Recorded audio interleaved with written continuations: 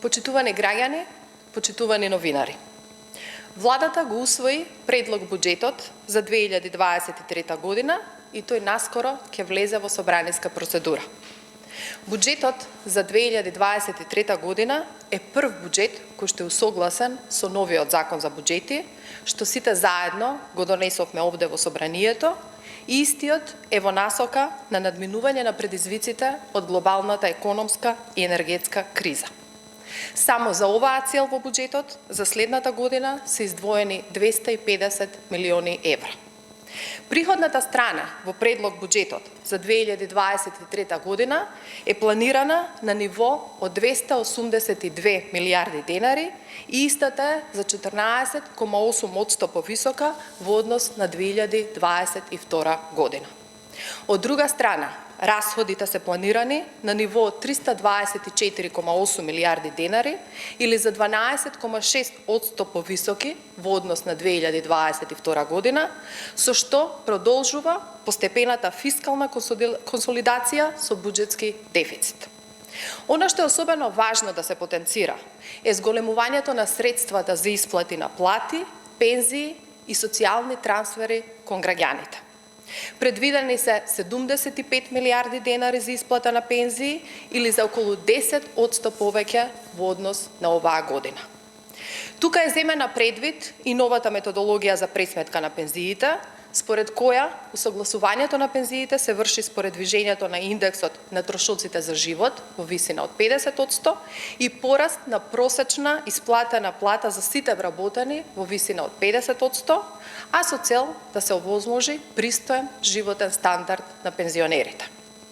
Расходите за плати се проектирани на 34,9 милиарди денари, согласно постојните законски решенија, односно сумата е повисока за 1,6 милиарди денари и е во насока на усогласување со минималната плата во текот на следната година, согласно новата методологија. Со воспоставениот модел за раст на минималната плата се очекува дека во март месец наредната година таа ќе порасне за околу 10% и ќе достигне речиси 20.000 денари. Во март оваа година минималната плата изнесуваше 15.200 денари, што значи дека за оваа календарска година ќе се зголеми за над 30%. Предвидени се и 12,5 милиарди денари за исплата на надоместоци за социјална заштита за најранливите категории на граѓани. Со буџетот за 2023 година сериозен фокус се става и на капиталните инвестиции. Капиталните расходи се на ниво од 48,9 милиарди денари или близу 800 милиони евра наменети за капитални проекти, односно за околу 52,3 повисоки во однос на проекцијата за 2022 година. Буџетот за 2023 година е раздвоен и е одговор на последиците од кризата. Ги повикуваме сите пратеници да го поддржат овој најважен документ за македонската економија. Благодариме.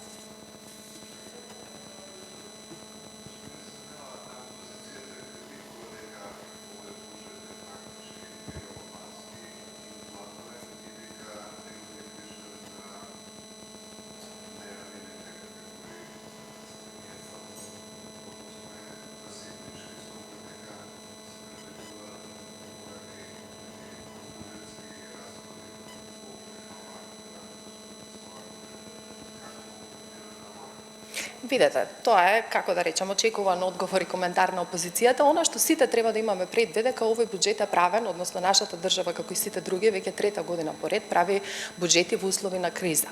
Овој буџет мора да одговори на предизвиците што ги очекуваме и наредната година. Значи, апсолутно мора да има зголемување на расходите кои што значат баш грижа за најранливите.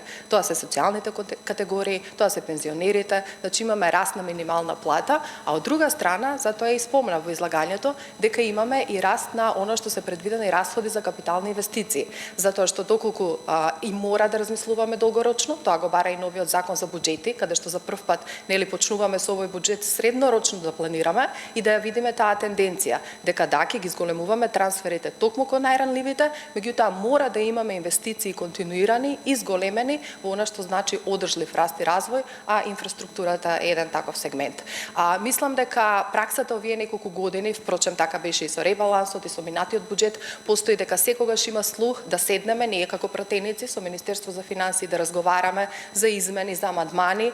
Значи последниот ребаланс го покажа тоа, дека многу амандмани и од опозиција и од позиција беа прифатени и инкорпорирани од Министерството за финансии, се со цел, нели, заедно како што го донесовме и новиот закон за буџети, така и заедно да го донесеме овој буџет за наредната година, кој што е на вистина од исклучително значење, бидејќи факт е дека се соочуваме со криза каква што немало, нели, од Втората светска војна на територијата на Европа. Благодарам.